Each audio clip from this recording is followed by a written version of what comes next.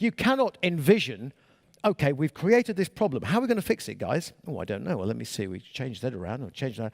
You're still working in the same world. You need you have a problem with the software?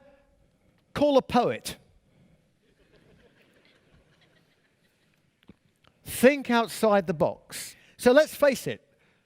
We're great when we're together. When we're together and we're working together, we're a team, we're a community. And the other nice thing is we get to reproduce, and that's fun, And if we didn't, then we'd be in trouble. So that's actually what we like to do. And without my aviation business head on, without my funny little businesses I've had that have failed in the past, like my fencing business and my firefighting business. That was 5 years old, by the way, when I was 5. I'll tell you about that later. And my business at high school, which was leasing pencils to people. It failed, sadly. I mean, great idea. There was a big demand. But then they stole all my pencils. And I said, give me my pencil back. He goes, oh, yeah, okay, maybe not. So when we have this situation where it's all about people and it's all about, customers and things, what we want really is we want our customers to love us. So in my other business, my other guys, it's not really a business because it's a labor of love. Actually, your business should be a labor of love. In truth, I've always worked on the principle that I am going to try and live my life in such a way that I don't do things I hate. I accept I have to do them sometimes. But by and large, if I can avoid doing things that I feel, this is rubbish. I really don't want to do this. And that does not include you. I think you're all wonderful, by the way. I try and avoid.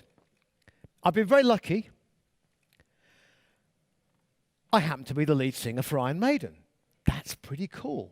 So what we're talking about here is keeping value in what you do. Keeping value in your product, in your services. So what does that mean? It means being loyal to your customer base. It means delivering them things that are genuinely useful. You need to bring in the poet. Bring in somebody else. Bring in a mathematician to criticize your poetry. Bring in a physicist to talk about the universe if you want to write poetry. Maybe that will inspire you to think about things in a different way. It doesn't all have to be a one-way street, But how do we create in the first place? What are we actually selling? I was getting back to an emotional response to our systems, right? An emotional response to our systems. When you sell a piece of software, when you buy a car, when you buy a Swiss cheese, whatever it is in life you buy, you think you're buying really a Swiss cheese?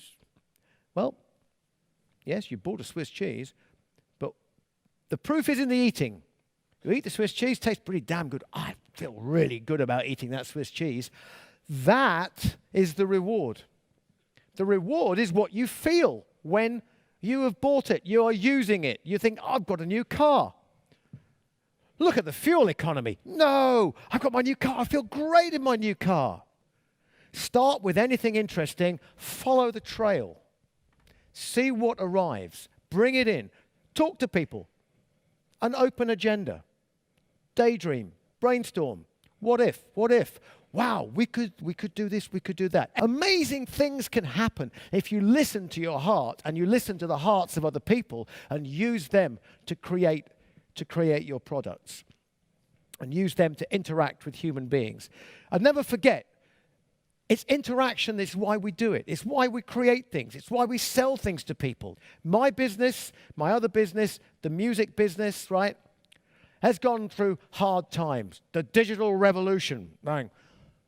What revolution? People still love music? What's changed?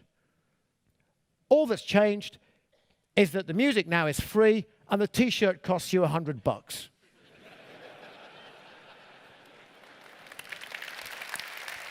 When you're in this music business world and people say, yeah, everything's different now, it's all digital.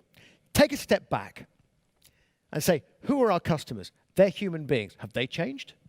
What are their needs? Have they changed? No. What do they want? They want to be entertained. Has that changed? No. So the only thing that's changed then is how we deliver the bits that entertain them. Is that a problem? Well, no, not really. The problem is when you deliver them rubbish. And if we can all remember that we're all about making human beings feel better, then we can spend the rest of our lives actually being better people ourselves and doing wonderful things and trying to make other people feel better. And I think that's a wonderful note to end on. And thank you very much for your attention.